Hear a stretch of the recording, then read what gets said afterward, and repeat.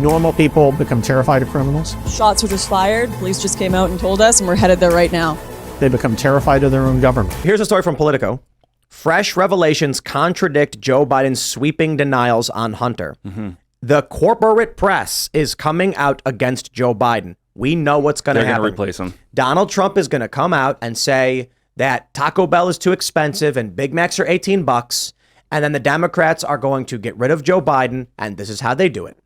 Yep. Do you think that do you think that there's going to be like a terrorist attack here in the United States within the next 12 months? Yes, but I don't know. It'll be like Hamas related or Hamas inspired as an excuse to both get us into World War III and get Joe Biden out for his border policy so they can just replace him at the last second? Based on the reporting we've seen from a very simple assessment, if you trust the government, which I don't know why you would, but assuming you did, they're telling you that there is a risk of terror happening in this next year.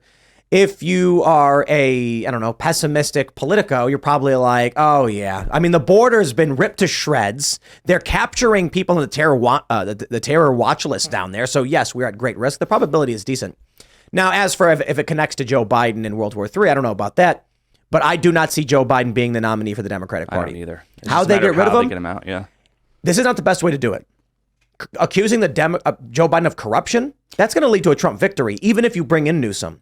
But if Joe Biden has some kind of like medical episode and Gavin Newsom runs on a stage and saves his life, now Gavin Newsom's the front runner, and that's a clean exit for Joe Biden. I think the clean exit is ideal for both parties. This was mutual. The fact that it's so many Hunter revelations makes me think that the Biden camp is resisting, and they're going to go kicking and screaming, so they have to destroy him because he won't go quietly. And so they're saying it would just be to pardon him for everything, though. Then they would stop investigating because it would be moot. No, the issue is the deep state goes to, I guess the theory is the deep state would go to Joe Biden and say, hey, we'd like you to bow out, not run for second term, and we're going to bring in Newsom. And Joe Biden says, nah, I can do it, man. Come on, I'm good for it. And they're like, Joe, we're telling you, we're not going to let you do this. And he goes, you can't stop me. And so they're like, we're gonna have to forcefully get this guy removed. That's how I felt the first couple of years that they were asking him, like, do you think you're going to run? And he was like, yeah, for sure. And then Karine Jean-Pierre or whoever's in, maybe Jen Psaki would be like, oh, they're talking about it. They're thinking about it. Like, there was obviously some sort of disagreement internally. And yet Biden is still announced, via video that he was going to run again. And that's when you saw an increase in the pressure on Hunter Biden. I mean, the fact that the mainstream media is now willing to talk about it is like this very bitter pill, because ultimately it means they don't actually care about this at all. They care about something else, and we'll find out about it in 6 months. I think he's going to exit the presidential race like he exited Afghanistan in a humiliating surrender. Well, he will have to pardon his kid first. That'll be like the sign that you know that it's over, is when you hear that Hunter's getting pardoned, and then like in a week you're going to hear that he's not running. I don't think he's 100,000 years old anyways, but he couldn't run again if he pardoned his own kid. He was born like 3 years after the air conditioning was invented for the automobile. There was some study that was like he was born closer to the civil. I can't remember what it was. I don't want to misquote it, but like closer to the Civil War than today. He was old enough he was potty trained by the time Hitler died, so he's old enough to remember when Hitler was still on the radio. He was born in 42. Wow. Yeah. November 20th. Hey, his birthday's coming up. I mean, and that I feel like we should be honest. Obviously, Trump is older too, but he doesn't slur and shuffle the way Joe Biden does. Yeah, it's cellular age. He's way younger. Yeah, and I think this is it's not true anymore. It was true a couple years ago. Oh, okay. Because he was born 77 years after the end of the Civil War. So when he was 76, he was born closer. Or wait, no. It's actually true now. I mean, it would always be true, right? I mean, it would always be true, right? Once it becomes true. Right. So no, I was wrong. No, it is true now. Wow. It was 77 years from the Civil War, and he's, what is he, 78. 78? Yeah. Oh, no, he took office at the age of 78. Yeah. Right. So that, you were right. I was wrong. Okay. No, it is true now. Thank you for admitting. No, I'm just kidding. He was born closer to the Civil War than to today. Right. Than like from his birth to today. This is just how time works, but then to be like, and this is the guy leading our country. This is the guy who can't remember anything. There should definitely be a cap. Like if you have to be at least 35, you should have to be not over 65 or 75. Yeah. It was honestly one of Mitt Romney's best political moments when he announced he was going to retire rather than 2 terms, because he was like, if I run again, I will be in my 80s, and that's too old. And that's not a terrible point. Again, I'm not saying that Trump should run. I'm not saying that everyone who's in their 80s is in the position Joe Biden is in, but we can't say that we're like this young, spry country. There was a reason that JFK had such an influence on politics, right? That he was young, he had these kids, a beautiful wife, whatever else. Well, Trump is spry. Well, and this was one of the appeals for DeSantis in the beginning. People were comparing him, to this he's got young children, whatever else, got a young wife. There was sort of this idea that it was sort of a breath of fresh air. This was before I think Trump announced. Obviously, there's more contention now. I'm not trying to weigh in on that. Then he got him on his heels. But then Biden, but then, not Biden, then DeSantis showed up to school wearing high heels, and everyone went, hey, look, new kid's wearing high heels. And he went, shut up. No, I'm not. Wait, I wanted to bring this up. I was thinking about this before the show. So, he's in Iowa right now, and he's doing this, rally with Kim Reynolds, and there's a picture of him. So it's Casey, Ron DeSantis, and then the governor of Iowa and her husband. And Casey Anthony is wearing sneakers. And I then tried to pull a photo of her in heels, and they are weirdly always the same height difference, even when she's in heels and in sneakers. There's a meme photo showing Ron DeSantis walking on the beach barefoot with his wife, and he's got the same height advantage. Then there's a photo of her wearing high heels, and he has the same height advantage. It doesn't make sense. Like, I just used some science to figure this out. There was like a moment I was sitting in my office comparing pictures of them in different shoes, and I feel like this was an easy catch. Either she needs to always be in heels, we maintain this height difference, or she can never wear sneakers I don't think again. the problem is that he's short, though. Like, I think he should have just leaned into it. Like, hey, statistics show that if you're perceived as short, it's a disadvantage. So I just try to, fit the bill. Like, well, when you see him debate on podiums, they're someone always super chatted that when Patrick Bet David questioned him on the high heels and said, how tall are you? He should have went, well, I identify as 6'2", and then everyone would have laughed, and that would have been the smooth that's a good deflection. Idea. So he picked the fake Instead, he was like, what are you 5'11". talking about? I'm not wearing high heels. It just boots I butt off the rack like every other normal person does. I am human. Yeah, he even said he Mark Zuckerberg. hadn't seen the meme, which is like, yo, it'd been out Definitely for a week. lie. Or his team was too scared to show him. What did he say? It's no time for foot fetishes. Is that what He's got, in some interview or Oh, he something. lost the foot vote. That's a very controversial opinion to take, man. There's a bunch of guys on WikiFeet being like, Ron's lost my vote.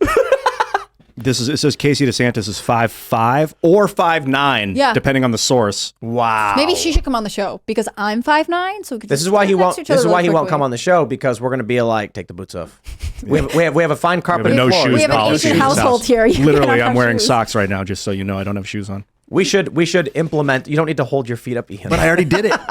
No, we just have to get that Transparency, thing From Tim, now you know on, about it. because our carpets, they get cleaned every week, and but to preserve the longevity, no shoes policy. So Ron, please come on the show and no shoes. I mean, I would love It to would see be funny if he took his shoes off and his feet are just shaped like that, like big blocks. Like it's like, He just has really thick heels Like an action himself. figure. Did you at every point? that would be a really funny bit. Actually, he takes the boots off and his feet are just gigantic triangles. Were you supporting him in any way before at any point? I always thought that he was a good governor, but I knew that I was going to vote for Trump as soon as they started prosecuting him. So I was sort of somebody that hadn't made a decision yet, but as soon as they really started coming down with the prosecutions, it's like, I'm going to vote for the guy that they hate most. What do you think about Vivek? I like Vivek. I had him on my podcast. He's obviously been on InfoWars recently with Alex. I think that Vivek is a very bright, very honest guy that is positioning himself for some other reason than to be president. I think he wants to be in second. Everybody in the Republican side wants to be in second place because if Trump gets deballoted, then it's like there's got to be somebody else, right? And so I think that was kind of the original thing. But what he really seems to be pulling for me is a campaign of awareness, but also he could be easily put in some sort of a cabinet position after. And he's been very smart in that. He's been the only candidate on the right who hasn't come out and criticized Trump directly. And you never want to attack a stronger enemy head on. I think the reason DeSantis is losing so badly is because his campaign strategy was to attack a stronger enemy head on. Just come after Trump seething right away. That was very stupid. Vivek has never once insulted Trump. When I asked him, he said that he thought Trump was a great president. He just thinks it's time for somebody else, just very vanilla. And that's why you never see Trump bashing Vivek, but he'll bash all the other candidates, but not Vivek, because Vivek's never been a dick to him. Yeah, that's a good point. That's very Sun Tzu. Mm-hmm. Yeah, it seems like, despite what Vivek is saying, he's going for the VP or the next cycle Cabinet attempt or something, yeah. He'd be a great VP. He would be, because he's Vivek is sharp as they come. Yeah. I watch a bunch of his clips on Instagram and Twitter when he does interviews, and I'm just like, man. Well, and he had a brilliant strategy. He did like 3 podcasts a day for 6 months. So he comes off sounding so polished like Obama did, but Obama got there because of the focus groups. Vivek got there because he's answered the same questions 1,700 times because he's done so many appearances. So he's just got the right answer for everything, and he's high IQ, sharp guy. I know he made money from some Soros fund or whatever at one point. I know he's invested in Big Pharma at one point, but I don't think he's sold out to them. I don't believe. But I don't care. I don't care if someone does, right? Yeah. If you meet, like, if David Hogg tomorrow came out and said in tears that he's looking at these statistics and he can't believe how wrong he was, and he wants to dedicate his time to fighting for gun rights, would people be like, no? Some people would, but I'd be like, this is fantastic. Yeah. A guy with a million followers, and now all of a sudden. So if Vivek did do things you don't like, but now he's saying all the right things, keep encouraging to say And he do the sued right WF things. and won because didn't they make him a young global leader? And Yeah. he's like, I never gave you my approval for that. And that's the thing. Like if David Hogg came out and was like, I'm actually for gun rights now, I would say, please show me the gun you have recently purchased, and so I can believe you are actually committed to this cause. I mean, there is one thing to say, oh, I've changed my mind. There's another thing to actually prove and consistently behave as though you have changed your mind. I would go buy a gun with David Hogg. That'd be a good I would documentary. love that as content on YouTube. I feel like that would be really interesting. Wouldn't you go buy a gun with? Or not YouTube X or whatever we're into now. I'd probably, if somebody wanted to go buy a gun and I was thinking about buying a gun, I'd probably do it with them if they wanted to. Yeah. Yeah. Greta? Yeah, for sure. We could talk about gun rights and how they're awesome. The Second Amendment's legit. It is, quite indeed. Oh, speaking of Second Amendment, the Infringe documentary is officially up tomorrow at 9 a.m. 12 Nice. hours. at the Lauren countdown. Southern. Yeah. And we'll be doing a big old ad campaign promoting it. So let me just say to all of you listening, when you go to timcast.com and you become a member, what do? We commission Lauren Southern and John Dutoit. Am I pronouncing his name right? Yeah, It's I like think so. T-O-I-T, so I'm like, I don't know, is it French? Dutoit. And they do excellent work. And that was a very expensive project with all the travel and all the people and all the scheduling. And then we're also going to be dumping large amounts of money into marketing that documentary all over the place. And it is a documentary explaining the importance. I shouldn't put it that way, but it's about gun rights. It's called Infringe and explains the purpose and the point. It talks a lot about the issue of guns from a very, I would say, pro-gun perspective. I saw the trailer. Is the trailer's public at this point? I think There's a couple clips from it already up on youtube.com/Timcast, as well as some trailers. And then we've got 3 different short trailers coming up. I like the way starting that this week. they framed it because they really highlighted the dangers of like mass shootings and gun violence. And then it sounds like then they start to talk about why it's important to protect your rights and defend yourself from that stuff. It's really simple, actually. A centralized security apparatus does not work. The idea that you can give all of your security to one organization in one location is an absurdity. At the very least, argue 80-20, right? That 20% of the security is handled by the individual and 80% by the apparatus. I'm not even saying that. I'm just saying at minimum, the idea that only police will have guns means criminals will have guns because clearly they're in violation of the law. And as the saying goes, when seconds matter, police are minutes away. Right. And this is why we experience more. This is why the study showed that in gun-free zones, people are less likely to stop a mass shooter. And everywhere else, excluding gun-free zones, 51% of shootings were stopped by a person legally. And a lot of mass shootings happen in gun-free zones. Like they happen in places like schools. And I had a dream last night that a group and I went to protect these people, and we got there and they were like, okay, someone's got to stay to protect the kids, the children. And I was like, okay, I'll do it. So I stayed there, but all I had was a knife. And I was just there with the kids. And then this guy came and he had a shotgun. It was like one of those pump action, semi-automatic shotguns. And I was like trying to dodge him around the couch, and I ran around the edge and he just shot me in the face. I was like, damn it. And then I was still alive in the dream, and I was like, I need a gun. I cannot defend myself and these kids without one. I heard you can't die in dreams I've never really died. that's true. I think you wake up. No, I've died in dreams before. and just been dead. But like, the dream keeps going in a different way. I've had tons of dreams where I've died. You die and you're just laying there and like everybody's hanging out. No. Like I had a dream where there was a nuclear explosion and then everyone died. And then all of a sudden I was still in my dream doing something else. Like, it's like, oh, wow, we all died in a nuclear explosion, but we're still just like in a different building now. I don't know. How would you know that you died? So I had a dream where we were in a car and there was like, we saw like an ICBM coming, like, and then like a nuke went off. And then it was like a nightmare. It was like a scary feeling. And then there's like a wall of like white light. And then all of a sudden, it's just me and other people were in a room, and we're like, "Wow, I can't believe we all died in a nuclear explosion." And then just like You were in the lobby of like heaven. something like that. I don't know, maybe. It's like but waiting in for a minute. dreams, things don't make sense, and you don't realize things are happening. So it's just like it carried on, and then I woke up like, "Whoa, that was a crazy dream." I love that relief when you get killed in your dream and you're like, oh, I'm not really dead. This is awesome. See, it's that's a dream. So Ian's died in his dream. Yeah. I have this dream all the time Last where I night. need to shoot somebody and I don't have the strength to pull the trigger. You ever had that dream? You're like, Interesting. or you yeah, can't- you in my can't dream, punch. I couldn't bring myself to stab the It guy drives because I me didn't want to nuts. get blood all over the place. I'm like, what is You're worried wrong? about being like squeezing the beat trigger so in a hard that it self-defense Hold on. scenario? That's Wow. not it. It's the idea called punching in a dream. Yeah. You can't exert force because of it's something to do with the chemical that paralyzes your body. So you move really slow. You can't run properly. And also something about because of the way like your brain works in dreams, you can't read either. And so when it comes to lucid dreaming, one of the techniques is to try and read.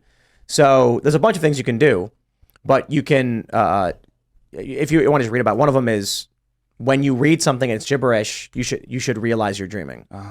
There's a bunch. that's a good one. There's a bunch of other So tricks too. Biden's inaugural speech. I always notice if you're ever in a dream and you can't get out and you want to get out, close your eyes really tight until you can feel it. And as soon as you feel it, when you open them, you'll be awake because it's that feeling that wakes you up.